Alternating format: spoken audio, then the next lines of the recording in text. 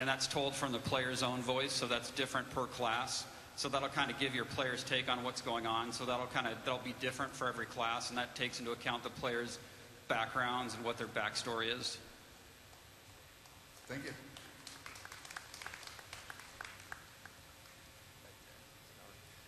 So my first question, actually this is only one question, but when do I get my beta key? And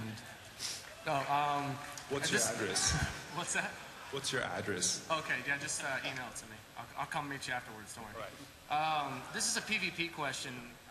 So what it looks like now is that you're trying to separate arena from the regular PvE aspects, comparatively to previous versions where it's just you just jump in a game, you go kill people, you trick them into maybe, hey, turn on the combat key and let's go fight.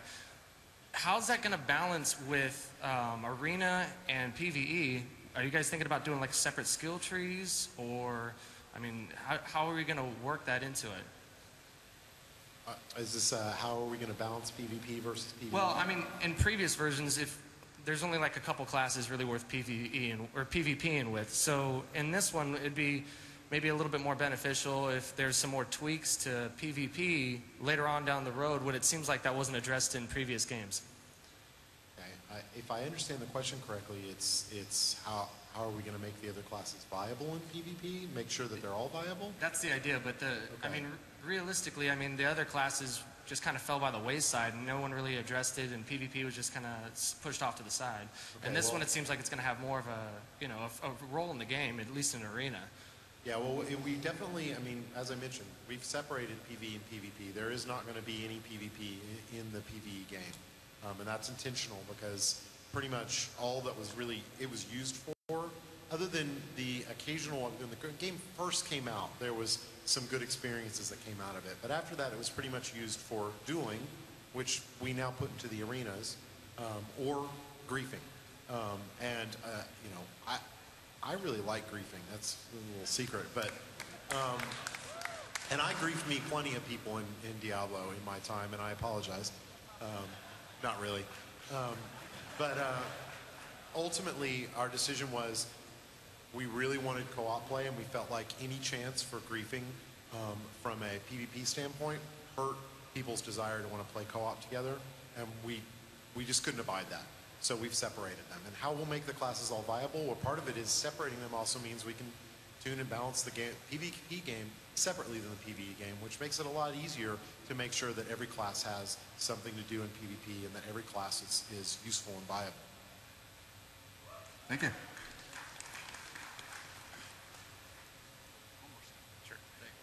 Hey guys, I think the game looks amazing, and I think it's really awesome, but I'm just wondering, other than concept art, where do you guys get your color palettes when you do your backgrounds and characters?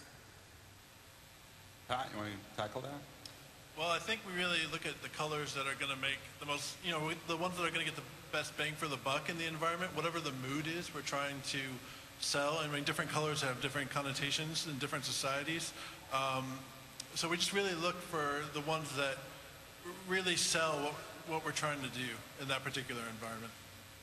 There's also an aspect of where we're trying to make things different enough so that as you're playing the game, things are changing up. You know, you're not always stuck sort of in the same environment.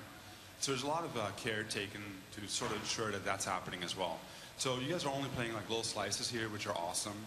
But once you see the whole game, you'll see that what we're doing is we're sort of changing things up and making sure that it's never quite the same thing. I think that I've learned on this project that there's story in everything, even the tiniest bit of art, the smallest decision.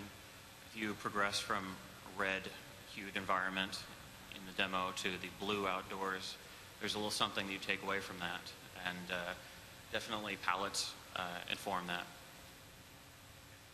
Thank you. Hi, I was just wondering how you guys are gonna handle resistance compared to D2.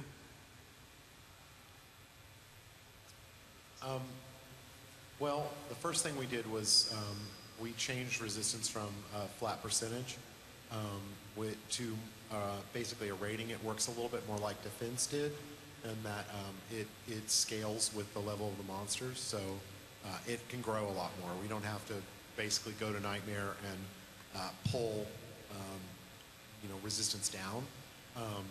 It's a fairly broad question, though. Like in a lot of ways, we're handling it the same. Resistance is still a big part of the game. It's still it's a big focus of your defensive building of your character in higher levels. But sometimes when people ask that question, they're asking about like, are we doing like double and triple immunity type monsters and things like that? And we really are. Right now, our plan is to avoid that and instead go for high resistance monsters because we don't want to completely negate somebody's ability to hurt an enemy. We also diversify damage types a lot more across the classes, but we still can't count on a class having a diversity of different damage types that they use. Jay, I bet they want to know if they're going to have to stack fire resistance. Are we going to have to stack fire resistance? Or any resistance going into any particular fight. It's really hard to say at this point. I mean, there's some value to stacking resistances, to acquiring different kinds, but it's really going to be based more off, again, it's kind of an in-game question because resistances are really more of an in-game stat. So until we can start building the in-game, it's hard for us to say exactly how we'll use it. Right now, we're kind of planning on using it the same, but we're going to look at it a lot closer when we get to the point of building it and hopefully address any issues that Diablo 2 had. Thank you. Hey guys, I'm wondering how Diablo 3's PvP arena, if it will support multi-platforms. Support multi-platforms. As in, for example, rather than having the ground all even, you can have like different levels. Maybe. We certainly can. I mean, we can do it. That's not a problem. We specifically chose not to do it because the game does not play always great when you do a lot of height variation. And Diablo is essentially in a lot of ways, it's a two-dimensional game. Like, even though we have a 3D engine and you can move up and down platforms and things like that, if you shoot something that is higher or lower than you, essentially, on our side, we have to guess what your intent is. And our guess is never perfect. So with our first arenas that we made, we found that it was just a lot more fun to have more of a level surface and not have to worry about that. That being said, we'll make more arenas and we'll continue to play around with that. Thank you. Come forward a little bit more. There you go. Hi, I'm Mathia from Big Crits. I have a question much about, the destiny of certain characters. Like in Diablo 2, you go back to Tristram and it's completely sacked. And, I grew up playing Diablo 1 with my dad, so I got really sentimental and attached to Tristram. And as I played throughout Diablo 2, you got implied destinies of the rogue and the sorcerer and what happened to them. Would it be... is there going to be something like that concerning the other Diablo 2 classes in Diablo 3 where there's implied destinies about what happened to them? And will we learn about, Luke Ghislaine or how Karast has healed from what happened to them, or the Sisterhood of the Sightless Eye? Will we hear about what's going on with them and now that they got their cathedral back? So for me, I remember that when I played Diablo 2 and I found out kind of the implied destinies like you're talking about, with the classes from Diablo 1. I thought that was one of the coolest things, and we're definitely planning to continue that. Specifically, like, the Sisterhood of Sightless Eye, or what happened to the Necromancer. You might see some things, but we definitely keep in mind what's gone before and draw on that, and try to, show you how things have turned out. Thank you. Hi. So I had a lot of fun playing ladder in Diablo 2, but it got kind of weird when you had some farm communities come up with their own currency, and then when ladders reset, they wouldn't actually reset, the forms that weren't part of the game. So it became kind of hard to play competitively on the ladder if you weren't part of these forms and had currency and stuff. It became really hard just to play with only the game open. You have to like alt-tab out and stuff. And what's the question? Well, sorry. Are you going to address that? I mean, I know it's hard for you guys to try and deal with third parties' problems, but is there a way? It kind of goes to your economy, how you want to have one solid currency, and how you can maybe address these kind of third party problems. Well, I mean, we're always trying to address any kind of third party group that basically does something that we feel hurts the overall gameplay of the game. we try to do what we can to correct it. So for us, the answer is really most likely going to lie in how we handle the trading issues. And so since we haven't decided exactly how we're going to do that, it's hard to kind of comment specifically on that. But it's definitely an issue that we're aware of and that we want to address. Thank you. The guy is really tall. Sorry. The question I had, and I think it's probably the most important question and the question that all Diablo fans wants to know, since my previous question was already answered, will there be a cow level?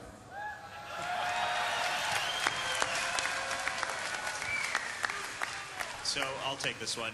In Diablo 2, there's a feature called the chat gem, and it will actually answer your question if you pay attention. Thanks.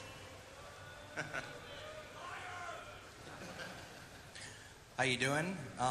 Real quick, I love you, Destiny.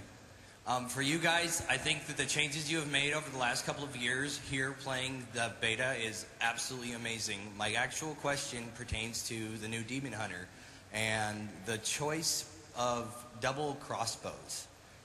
What gives? Like, I understand one of them, maybe one with a multi-shot, but what about like a sidearm or something?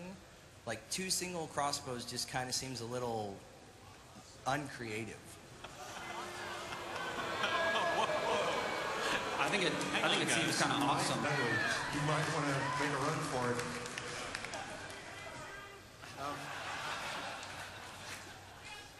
You don't have to use those. You can use all kinds of stuff. She's got crossbows and bows. But we love them. We think that they're great. We think that it brings an awesome... thank you.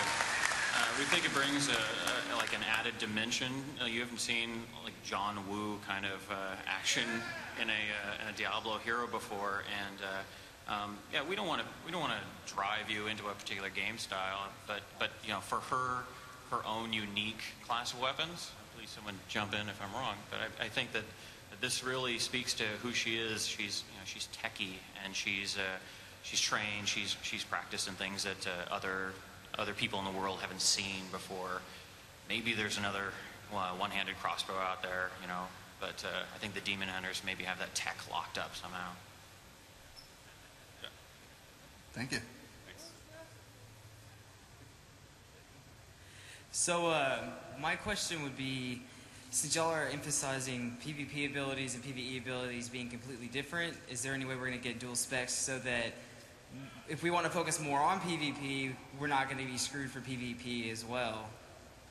Well, the point there is we don't want to screw you for PvE. Our focus is on PvE. We don't want to get distracted. We love PvP. We love what we've done with it. But we don't want it to become such a distraction that we counterbalance what we're doing in PvE. So that's always going to come first for us.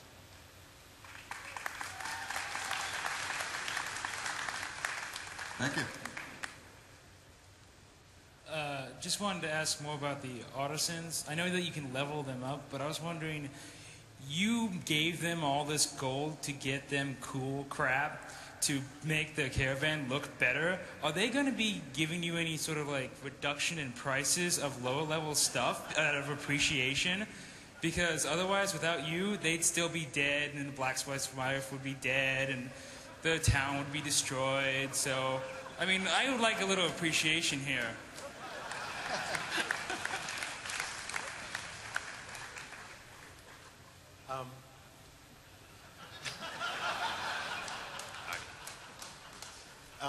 Yeah, I'm sure they'll give you a discount. Just you, though. Nobody else. I mean, it's really, you know, it's a logic issue versus a gameplay issue. So, logically, they would give it all to you for free, and everyone would give you things for free, and you would swim in donuts and happiness forever. But the truth is, we want an economy. And so, because we want an economy, it's logical that you would pay someone for their services. And so, you pay them, we get gold out of the economy, you guys get a currency to trade with, and everybody wins. Except for that donut thing. Nobody gets that. There's no donuts in Diablo. No, I just threw it down.